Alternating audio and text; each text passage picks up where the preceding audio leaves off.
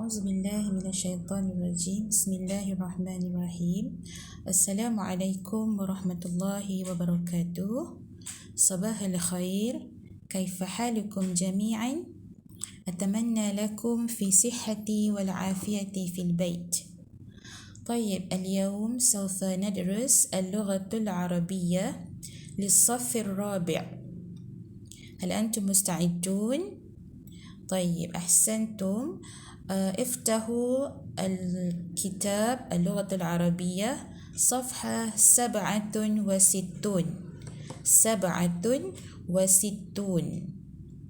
طيب هناك اسم الإشارة هذا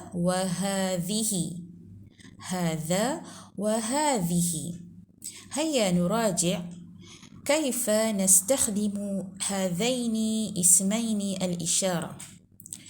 طيب murid-murid, hari ini kita akan ulang kaji penggunaan haza dengan hazihi kepada perkataan-perkataan yang tertentu, yang betul. Okey, sebagaimana yang kita dah belajar pada pelajaran-pelajaran yang lepas, okay, kita sudah tahu bahawa haza dan hazihi ada perkataan khas yang kita kena gunakan bersamanya. Okey. Haza dengan hazihi ini kita ulang kaji, maksudnya ialah ini. This is. Okey, kalau dalam bahasa Inggeris. Baik. Kita tengok dekat dalam muka surat 67. Okey. Penggunaan hazihi kepada perkataan yang ada ta marbutah di akhirnya. Okey. Hazihi bermaksud ini. Okey. Baik. Ada perkataan-perkataan dalam ruangan hazihi ini, semua perkataan itu berakhir dengan ta marbutah. Okey, jika kita lihat sama-sama, okey, perkataan pertama ialah idaratun. Idaratun bermaksud pejabat, office. Okey. Baik, perkataan idaratun berakhir dengan huruf ta marbutah, ta yang terikat. Okey. Baik, perkataan kedua ialah maktabatun. Maktabatun pun berakhir dengan huruf ta marbutah. Kemudian perkataan ketiga ialah ghurfatul muallimin. Kita tengok perkataan pertama dia dari dua perkataan sini. Okey, bilik guru, ghurfatul muallimin. Tengok perkataan ghurfah ada ta marbutah. Jadi kita gunakan hazihi. Okey. Kemudian seterusnya ghurfatul mudir, bilik guru besar, pun ada ta marbutah juga. Seterusnya qa'atun, dewan, pun ada ta marbutah. Dan akhirnya hadiqatun, taman, juga ada ta marbutah. Jadi perkataan yang ada ta marbutah kita mesti gunakan hazihi. Okey, hazihi maksudnya ini. Okey, kalau kita nak cakap ini pejabat, dalam bahasa Arab nahnu naqul hadhihi idaratun. Okey, hadhihi maktabatun, pusat sumber, ini pusat sumber. Hadhihi ghurfatul mudir, ini bilik guru besar, dan juga lain-lain perkataan yang ada di situ. Okey. Kemudian kita tengok pula perkataan haza. Haza bermaksud ini. Haza juga maksudnya ini.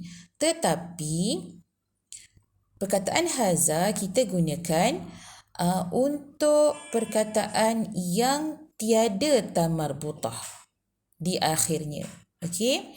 Haza bermaksud ini juga. Ini, I. Okey. Tetapi di akhir perkataan-perkataan itu tak ada ta marbutah. Okey, tak ada. Okey, perkataan pertama, mat'amun. Mat'amun, kantin. Tiada ta marbutah, berakhir dengan huruf mim. Jadi kita gunakan hadza. Perkataan kedua, mal'abun, padang. Hadza mal'abun, ini padang. Fina'un, dataran. Hadza finaun. Hammamun, tandas. Ma'malul ulum, ma'mal sains. Ma'malul komputer, ma'mal komputer. Musalla, surau ataupun tempat solat. Dukanul madrasah, kedai sekolah. Walaupun perkataan dukanul madrasah ada huruf ta marbutah di akhir, tetapi kita tak tengok perkataan yang kedua. Tengok perkataan yang pertama, kedai. Okey. So dukan tak ada ta marbutah, so kita gunakan haza. Okey. Baik, seterusnya yang akhir, faslun, kelas. Hadza faslun, ini kelas. So kalau kita nak cakap, kita nak kenalkan ini pusat sumber. في اللغة العربية نحن نقول هذه مكتبة. Okay, kita gunakan hazihi kerana maktabatun ada ta marbutah. Kalau kita nak cakap ini ma'mal komputer, في اللغة العربية نحن نقول هذا معمل الكمبيوتر. Okay. Kenapa guna haza? Sebab ma'malul komputer, ma'malu tiada ta marbutah. Jadi kita gunakan haza. طيب أنا أرجو لكم أن تفهموا هذه العنوان. فقط نراجع هذه اسم الإشارة هذا وهذه. Saya harap semua boleh faham penggunaan haza dan hazihi. Kemudian kita boleh buat latihan. Saya harap kamu boleh buat latihan ini dalam buku tulis. Senang sahaja. Kamu kena klasifikasikan, kategorikan, kelaskan perkataan-perkataan yang dalam kotak pink tu di muka surat 68 dan masukkan dia dalam ruangan yang betul. Ruangan pertama, ruangan hadza. Hadza kita mesti letakkan perkataan yang tiada ta marbutah. Yang tiada. Baik. Kemudian perkataan hazihi, perkataan-perkataan di atas ini yang ada ta marbutah. Letakkan di ruangan hazihi. Jadi, hadza ada 4 perkataan, hazihi ada 4 perkataan. Saya akan bagi contoh. Baik, perkataan haza ini. So apa yang sesuai untuk haza? Cari dekat situ ada 4 perkataan yang sesuai untuk haza. Saya bagi satu perkataan iaitu dukanun.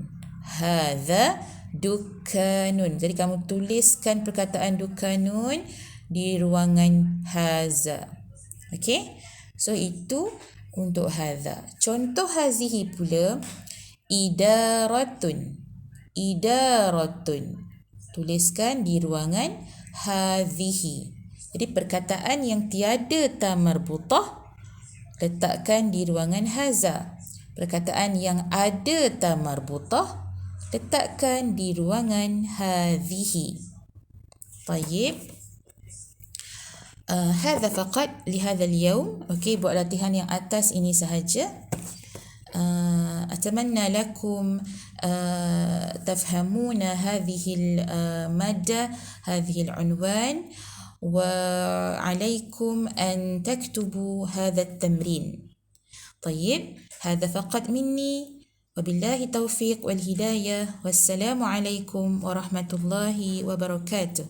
إلى اللقاء، مع السلامة.